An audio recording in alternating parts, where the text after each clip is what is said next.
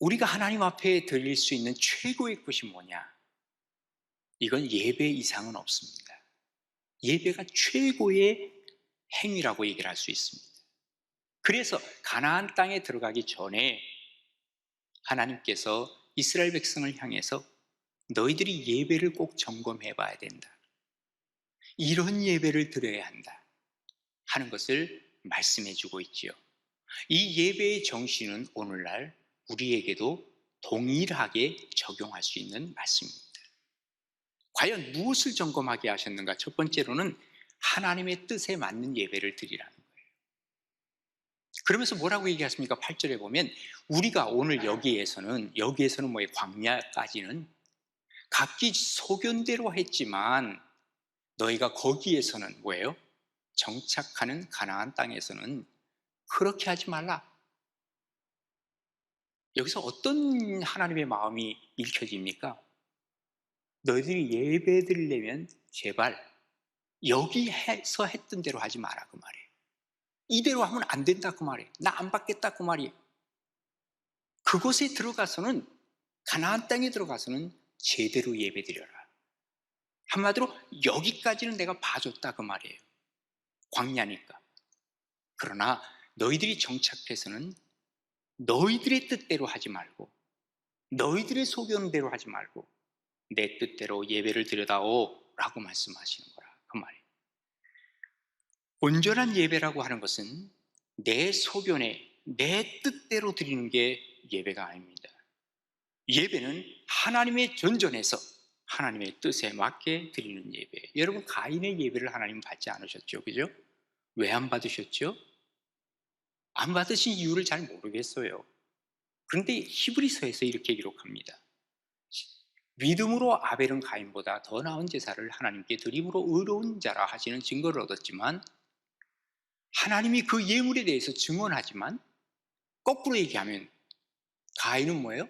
믿음 없이 드렸다는 거예요. 그러니까 하나님의 뜻대로 드린 게 아니라 자기 멋대로 드렸다는 거예요.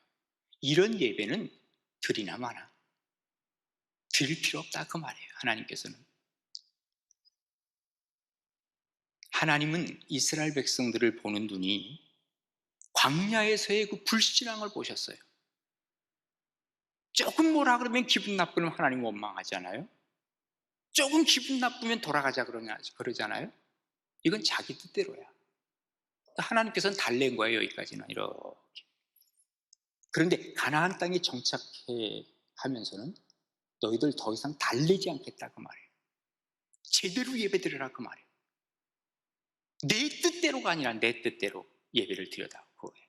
근데 이스라엘 백성들이 미안하지만 가나안 땅에 들어와서도 제 뜻대로 자기 소견대로 했어요. 언제까지 갔느냐면요, 사사시대에 가면 이게 뚜렷하게 더 드러납니다. 점점 하나님의 뜻과 멀어지고, 그래서 사사기 21장에 보면 자기의 소견에 옳은 대로 행하였다라고 기록을 하고 있는 것이죠. 예를 들면 이겁니다. 사사시대에 에브라임 산지에 미가라고 하는 사람이 살았죠. 그 미가의 어머니가 어느 날 돈을 잃어버렸어요. 은 1,100을 잃어버렸습니다. 그리고 나서는 누가 훔쳐갔는지 모르지만 막 저주를 하는 거예요. 근데 그 아들이 뭐라 하냐? 엄마, 내가 가져갔어. 그러는 거예요. 그러니까 갑자기 마음이 바뀌어가지고 뭐랬는지 아세요? 하나님께서 너에게 복을 주시기를 원하노라. 이렇게 얘기를 하는 거예요. 그리고 나서는 그 1,100의 은을 가지고 200을 딱 잘라가지고 신상을 만들었어요.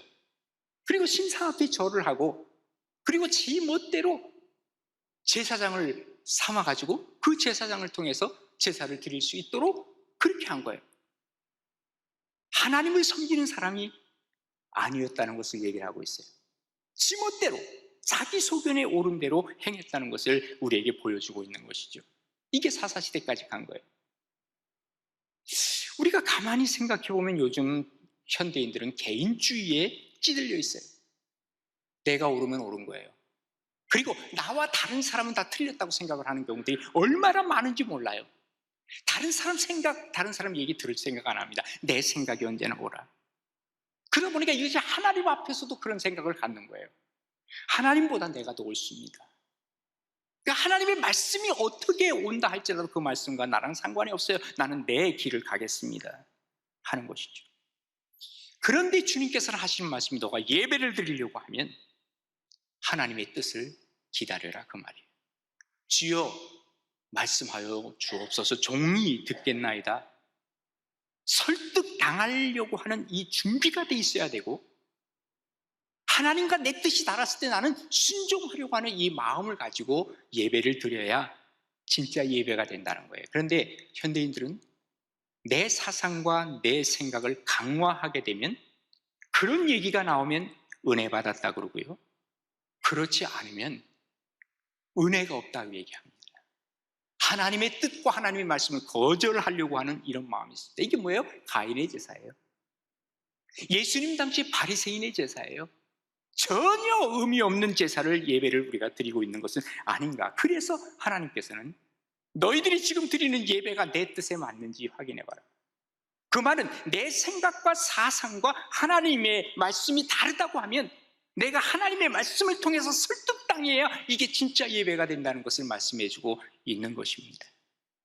사람 중심의 예배를 드린다면 그것은 예배가 아니죠. 그런데 죄송한 얘기지만 현대인들은 사람 중심의 예배가 얼마나 많은지 모릅니다. 설교하는 사람도 인도하는 사람도 다 그저 사람들 마음에 들도록 이끌어가는 거예요. 기분 상하지 않도록. 과연 내가 예배에 와서 하나님의 뜻을 찾고 있는지, 아니면 내 뜻을 강화하려고 하는 데만 혈안이 되어 있지는 않은지. 우리의 예배는 어떤 예배입니까? 나랑 다른 생각이 하나님께서 주시는 말씀이라면 아멘으로 받을 수 있을 때 그게 진짜 예배가 된다는 거예요. 그래서 예배는 결국 뭐냐? 하나님의 뜻이 이루어지는 거예요. 그리고 삶에서 그런 사람들은 순종하게 되죠. 그러다 보니까 세상 속에 나아가 어때요? 영향력 있는, 다른 사람에게 영향을 줄 수 있는 그러한 힘이 거기서 나오기 시작하는 거예요. 왜? 하나님의 말씀이 중심이 되니까 내가 힘이 생겨나는 거예요. 그런데 그렇지 않은 처음부터, 첫 단계부터 하나님 앞에 온전한 예배를 드리지 못하는 사람은 영향력 있는 그리스도인으로 살아갈 수 없다는 거예요. 세상에 말이죠, 그 도도한 물줄기가 계속해서 이렇게 내려오는데 내가 그걸 거슬러 올라가기 위해서는 예배 속에서 하나님이 주시는 능력과 힘과 파워를 거기서 경험하지 아니하면 우리는 거기서 거슬러 갈 수가 없다는 거예요. 그러니까 이 예배가 그렇게 중요한 것이고, 하나님의 뜻을 우리에게 밝혀주시는 것이고, 하나님의 선포하는 말씀이 그 중에 중심 메시지가 된다라고 하는 거예요. 과연 우리가 하나님 앞에 예배 드리는데 하나님의 뜻입니까? 아니면 내가 좋은 소견대로 내 주관적인 생각을 가지고 예배를 드립니까? 하나님의 뜻에 맞는 예배, 그래서 삶 속에서도 하나님의 뜻이 펼쳐지는 그러한 그리스도인들, 여러분과 우리 모두가 되기를 주님의 이름으로 축원합니다. 그 다음에 두 번째로 주시는 말씀은 기쁨으로 드려지고 있는가. 두 가지예요. 기쁨으로 드려지고 있느냐. 자, 11절에 보시면 너희는 너희 하나님 여호와께서 자기 이름을 두시려고 택하실 그곳으로 내가 명령하는 것을 모두 가지고 갈지니, 하나님께서 약속하신 그 장소로 예배드리러 가는데 뭘 가지고 가느냐, 내용물이 뭐냐 그 말이에요. 곧 너희의 번제와 너희의 희생과 너희의 11조와 너희의 손의 거제와 너희가 여호와께서 원하시는 모든 아름다운 선물을 가지고 가래요. 이게 바로 가지고 갈 것입니다. 그럼 어떤 마음으로 갈 것이냐? 너희는 너희와 너희의 자녀와 그리고 노비와 함께 너희 하나님 여호와 앞에서 즐거워할 것이요, 내 성중에 있는 레위인과도 그리할지니 레위인은 너희 중에 분깃이나 기업이 없음이니라. 너희 집에 있는 자녀도 노비도 그리고 너도 다 기쁨으로 하나님 앞에 나가라. 레위인도, 왜? 레위인은 뭐예요? 분깃이 없어. 자기가 가지고 있는 게 없어. 그래, 너 기쁨으로 나가라. 하나님 앞에 한마디로 말해서 예배를 드릴 때 어떻게 하라는 거예요? 기쁨으로 하나님 앞에 드려라 하는 것을 말씀해주고 있는 것이죠. 사도 바울은 고린도 후서 9장 7절에 뭐라 그럽니까? 각각 그 마음에 정한 대로 할 것이요, 인색함으로나 억지로 하지 말래요. 하나님은 즐겨내는 자를 사랑하시느니라 라고 말씀하시는 거예요. 그러니까 우리가 하나님 앞에 나올 때 마지못해서 누가 나가래서 억지로 나오는 것이 아니라 기쁜 마음으로, 하나님 오늘도 주일이 되었습니다, 내가 하나님 앞에 나아갑니다, 이런 즐거운 마음으로 하나님 앞에 나오기를 주님은 원하고 계시는 것이죠. 여러분 아시다시피 구약의 예배는, 구약의 제사는 오늘날의 예배인 것이죠. 구약에서는 반드시 아까 이 예물을 가지고 가는 거예요. 준비물이 있어요. 번제, 희생제, 그 다음에 11조, 거제, 소금물 다 가지고 와야 돼. 근데 이제는 그게 아니잖아요. 그죠? 이제는 우리의 마음, 진실한 마음, 그리고 우리의 마음에 담긴 예물, 이거 가지고 가는 거예요. 왜? 예수님께서 단번에 죽으셔서 십자가의 죽으심으로 제물이 되셨잖아요. 사실은 우리도 감사하지만 또 소나 양도 감사할 거야. 그잖아요? 자기들이 안 죽으니까. 이게 얼마나 감사한 일인지 모른다 그 말이에요. 이제는 어떻게 해요? 주님만 생각하고 내가 주님 앞에 드리는 예배, 기쁨으로 참여하기를 주님은 원하고 계신다는 사실을 우리에게 말씀해 주고 있는 것이죠. 특별히 우리가 주일은 뭡니까? 이날은 하나님 앞에서 따먹지 말아야 할 오늘날의 선악과라고 하는 것을 우리는 알아야 돼요. 왜? 하나님께서 이날은 특별히 구별한 날이란 말이에요. 이건 하나님의 영역이란 말이에요. 너 다른 거 다 먹을 수 있어. 에덴 동산에 있는 거. 그러나 선악과는 따먹지 마라. 너 다른 날은 다 너를 위해서 살아. 그런데 이 날은 내 날이야. 하나님께서 이것을 선악과로 우리에게 주신 거예요.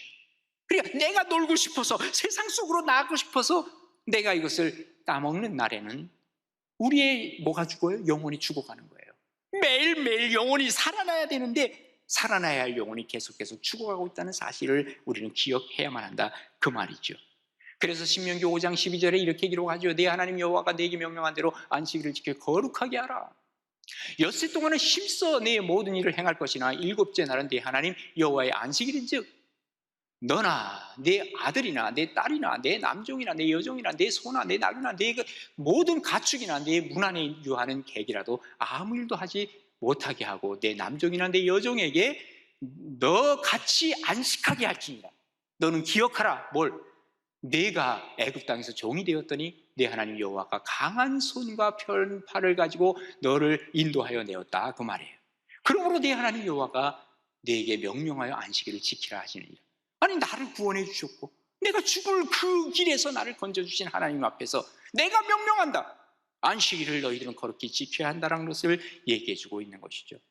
물론 이 안식일은요 오늘날의 주일이 되었습니다. 여러분 예배는 우리가 드리지만 상대방 받으시는 분이 계세요. 누구에게 초점을 맞춰야 돼요? 그 받으시는 그분에게 초점을 맞추는 게 당연한 거 아니에요? 그런데 그분이 벌써 와서 계시는데 어떻게 지각을 하죠? 예배의 시작은 어디서부터 되죠? 예배의 부름에서 시작돼요. 한마디로 말해서 우리를 부르시는 거예요. 지금 이 시간에 너가 와 있냐? 그리고 나서는 이제 우리가 와 있으니까 그 다음에는 우리는 어떡하냐? 하나님 사실은요 내가 예배드릴 만한 사람은 안 되지만 하나님 앞에 내가 회개합니다 하고 우리가 공동의 회개 기도를 하잖아요. 그러니까 하나님 뭐 하십니까? 사죄의 선언하는 거예요. 괜찮다. 그래 너 예배드리도록 내가 해주겠다 해서 우리가 하나님 앞에 예배드리게 될 때 하나님 앞에 찬양을 할 때 하나님이 다 받으시죠.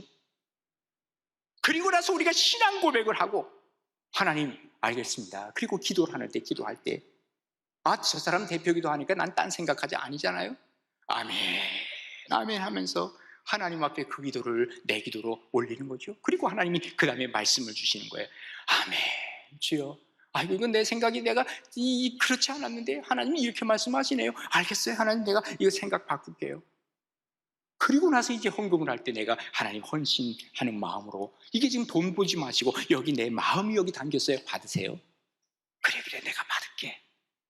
그 다음에 이제 마지막에 하나님께서 축복의 강복의 선언이에요. 자 내가 너에게 이렇게 복을 준다. 야 이게 바로 기쁨으로 예배드리는 거예요. 이 기쁨을 가지고 세상 속에 나가잖아요. 그러면 이 기쁨이 세상 속에 전달되지 않겠어요? 이 영향이 전달되기 시작하는 거예요. 정말 그리스도인들이 한국의 모든 그리스도인들이 이런 예배를 드릴 수 있다면 세상은 확 뒤바뀔 거예요. 죄송한 얘기지만 이런 예배 안 드립니다. 처음부터 우리는 이런 예배를 드릴 생각도 없습니다. 그러니 예배 보러 가는 거죠. 드리는 게 아니죠. 습관적 예배를 드리는 사람들은 이미 바리새인의 그 길로 들어선 것과도 다름이 없는 겁니다. 그래서 로마서 12장 1절에 뭐라 그럽니까? 그러므로 형제들아 내가 하나님의 모든 자비하심으로 너희에게 권한다. 하나님의 자비하심이 없으면 우리 죽는 거예요. 그런데 자비하심으로 너희에게 권한다. 다시 말해서 너희들 정말 이 말을 꼭 좀 받아야 된다. 너희 몸을 하나님이 기뻐하시는 거룩한 산제물로 드리라. 이는 너희가 드릴 영적 예배니라 라고 말씀하고 계시는 거예요. 하나님 앞에 이런 영적 예배를 드리면 우리의 마음 기쁜 곳에서 회개가 나오고 새로운 역사들을 우리가 경험하는 거예요. 기쁨으로 하나님 앞에 드려지는 예배, 이걸 하나님이 받으시겠다 그랬고, 이때 바로 내가 살고 이웃이 살고 하나님은 영광 받으시는 줄로 믿으시기를 바랍니다. 여러분, 솔로몬 왕조 이후에 나라가 둘로 분열됐죠, 그죠?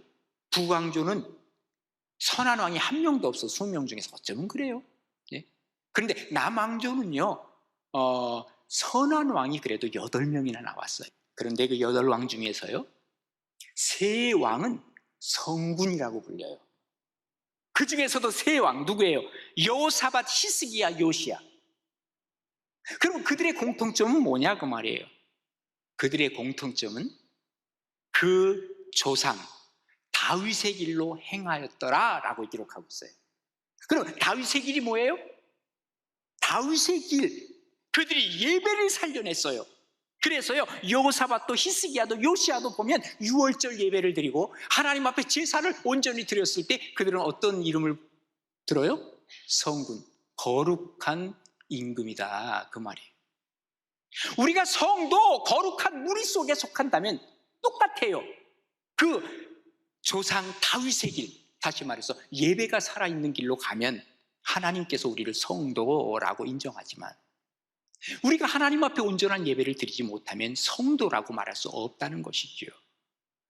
우리가 이 기쁨의 예배를 드릴 때 낙심도 절망도 물러가고 이 권태와 또 이 무기력함과 우울증, 이러한 것들을 정복할 수 있는 줄로 믿으시기 바랍니다. 왜? 예배가 바로 승리의 개가를 부를 수 있는 하나님이 함께 하시는 기쁨의 예배이기 때문에 그렇습니다.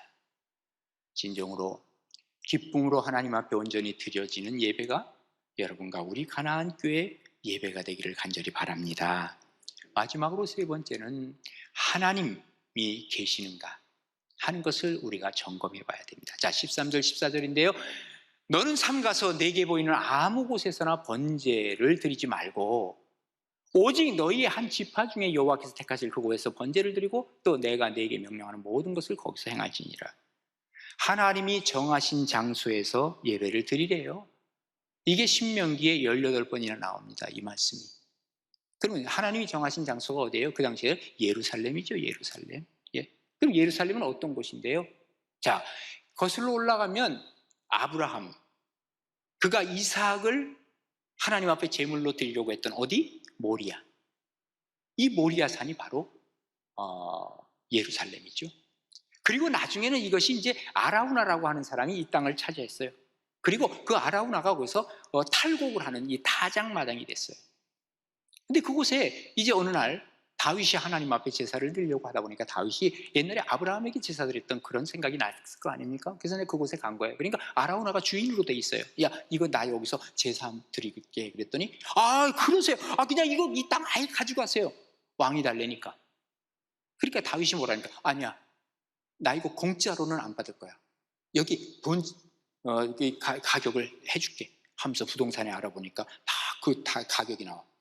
돈 계산해가지고 이게 아예 다윗이 사버렸어요, 이 땅을. 그리고 나니까 그 다음에 아들 솔로몬이 여기다가 성전을 짓죠. 그게 바로 예루살렘 성전이죠. 솔로몬 성전이죠. 거기서만 예배드리래요, 하나님이. 근데 나중에 이곳이 뭐가 되는지 아시죠? 요즘 이스라엘 가본 스님분 알죠? 이게 지금 이슬람 성전으로 바뀌었어요, 그 자리가. 그러면 분명한 게 뭐냐면 지금은 그 장소가 아니라는 것이 분명해졌죠. 자, 남북 왕조로 바뀌었을 때예요, 솔로몬 이후에. 근데 남쪽은 문제가 없어요. 왜냐하면 거기 예루살렘 성전이 있기 때문에. 그런데 저 북쪽에 있는 사람, 이스라엘에 있는 사람들은 자꾸 밑으로 내려오는 거예요, 예배드리러. 그러니까 안 되겠다 해서 북이스라엘에 있는 왕들이 어떻게 했냐면 세겜에다가 거기 성전을 만든 거예요. 이건 하나님이 정하신 곳이 아니에요. 또 하나, 저 야곱이 돌베개 베고 잤던 그곳에, 루스라고 하는 곳에 베델이라고 이름을 지었거든요. 그러니까 하나님의 집이니까 여기서 또 예배를 드렸던 거예요. 그러니까 이것도 역시 하나님이 정하신 게 아니에요, 구약시대에. 그러니까 그들은 100번 예배를 드려도 하나님이 다 안 받으신 거죠. 그러니 거기에 무슨 선한 왕이 나오겠어요? 거기에 뭐가 기쁨이 있겠어요? 아무것도 없는 거예요, 북이스라엘은. 그래서 망한 거예요, 그대로. 그러나 남유다는 그나마 뭐예요? 하나님이 정해주신 예루살렘이 있기에 그곳에서 예배를 드리니까 하나님이 왜 그러셨을까요? 아무 데서나 예배를 드리면 거기 산당에서 예배 드릴 것이고 그리고 그곳에 이방신들을 섬기는 것이 혼합주의가 되는 거예요. 그래서 하나님이 하지 못하게 한 거예요. 자, 오늘날의 예배로 한번 오십시다. 그럼 오늘날에도 하나님이 정해진 장소가 있나요? 사실은 예배에 집중하기 가장 최선의 장소가 교회임에 틀림이 없어요. 왜? 예배에 맞는 환경을 우리가 만들어 놨기 때문에 그래요. 그래서 우리가 예배 드리는 이 장소를 가리켜 예배당이라고 얘기를 하는 거예요. 이건 교회는 아니에요. 교회와 예배당은 달라요. 그러니까 오늘날에 꼭 예배당에서 예배를 드려야 된다, 그거는 아니다 그 말이에요. 그러나 교회가 예배를 드릴 수 있는 교회를 하나님이 선택을 하셨어요. 그래서 교회는 바로 뭐냐? 예배당 장소가 아니라 예수 믿는 사람, 부르심을 받은 사람들이 고백해서 나오는 에클레시아, 이게 바로 예배 드리는 교회라는 거예요. 다시 말해서 장소가 아니라 이제는 뭐예요? 함께 드리는 공동체의 의미를 주신 거예요. 그래서 성경은 교회를 어머니라고 표현하는 거예요. 왜? 어머니가 거기서 양육하죠? 거기서 아이가 태어나죠? 이게 바로 교회예요. 장소가 아니라 함께 하는 데에 의미가 있다라고 하는 것을 얘기해 주고 있는 것이죠. 우리가 코로나19로 말미암아 참 이 예배당에 모이는 것이 어려워졌어요. 그래서 이제는 교회 본질을 좀 찾아보자. 그래서 각자 우리가 온라인으로 예배드리는데 우리가 함께하는 정신을 우리가 갖고 예배드리자는 것을 저도 여러 번 강조를 했어요. 그런데 이제는 방역이 이루어지고 또 백신을 맞게 되고 이제는 우리가 진짜 눈으로 보는 함께함을 우리가 좀 더 강화해야 될 때가 되지 않았나 하는 생각을 다시 한번 해봐요. 우리가 자칫 잘못하면 이 편리함이라고 하는 우상이 우리 속에 자리 잡을 수 있어요. 편리하잖아요. 그저 집에 안 나가고도 되고. 그러니까 여기서 예배드리니까 좀 불편한 걸 싫어하는 게 현대인들 아닙니까? 우리가 편리함이 지속되면 어쩌면 나도 모르는 사이에 이것이 습관화되고 이 습관화의 우상이 우리를 지배해 갈 수 있는 것도 우리가 다시 한번 생각해야 합니다. 중요한 것은 내가 있는 이곳에 하나님이 계시는가? 여러분이 가정에서 예배를 드린다면 여기에 바로 하나님 앞에서 내가 예배 드리는가? 이게 중요하다 그 말이에요. 그래서 우리가 예배의 장소라고 하는 것은 구약시대에는 그래서 중요했고 오늘날은 함께 예배를 드림으로 말미암아 여러분 지금 여기서 딴 것 안 하잖아요. 지금 여기서 하나님의 말씀만을 듣잖아요. 우리가 제대로 된 예배를 드리기 위해서 그래서 장소가 필요한 거지, 장소 자체가 아니라 함께함의 자리, 하나님이 함께 하시고 우리가 함께하는 공동체성을 잃어버려서는 안 된다는 것이죠. 그래서 예수님 사마리아 여인과의 대화가 있죠. 요한복음 4장 20절에 이렇게 기록합니다. 우리 조상들은 이 산에서 예배하였는데, 지금 여자가 하는 얘기예요. 사마리아 여인이. 우리 조상들은 이 산에서 예배했어요. 이 산이 어디예요? 아까 말씀드렸죠. 북이스라엘의 사마리아니까 그리심산이에요. 우리가 여기서 예배했는데 당신들은 예배할 곳이 예루살렘에 있다 하더이다. 근데 당신들은 예루살렘에 드려야 한다는데요. 그러니까 예수님이 뭐라 그러니까 여자예요. 내 말을 믿으라. 이 산에서도 말고 예루살렘에서도 말고 너희가 아버지께 예배할 때가 이르리라. 너희는 알지 못하는 것을 예배하고 우리는 아는 것을 예배하노니 이는 구원이 유대인에게서 남이라. 아버지께 참되게 예배하는 자들은 영과 진리로 예배할 때가 오나니 곧 이때라. 아버지께서는 자기에게 이렇게 예배하는 자들을 찾으시느니라. 하나님은 영이시니 예배하는 자가 영과 진리로 예배할지니라 그랬어요. 영과 진리로 예배, 하나님이 정하신 장소는 그러기에 영과 진리가 지배하는 자리, 그것이 바로 우리가 예배드려야 할 자리라는 거예요. 구약 성경 때는요, 구약에는 예배를 드리면 아예 구름이 빽빽하게 찼어요. 성령이 여기 임하시는구나. 그들은 그걸 깨달았어요. 우리가 함께 예배 드린다는 것, 이 공동체성 예배가 그래서 중요하다는 것을 다시 한번 확인하는 거예요. 로마 시대에 핍박할 때에도, 그리고 공산주의들이 와도 일제의 강점기에도 우리는 함께 모여서 예배드려서 죽을 것 뻔히 알면서도 왜 그랬을까요? 그것은 바로 공동체성을 의미하고 있는 것입니다. 하나님의 임재를 의미하고 있는 것입니다. 정말 교회는 예수님 올 때까지 영원한 거예요. 그래서 하나님 앞에서 여기 하나님이 계시는가를 우리가 늘 확인해요. 우리 가나안 교회 하나님 계십니까? 아멘이죠? 그러면 하나님 앞에서 예배 드리는 거예요. 이런 은혜와 축복이 우리 가운데 임하셔서 진정한 예배가 살아있는 우리 가나안 교회 여러분의 신앙이 되기를 주님의 이름으로 축원합니다.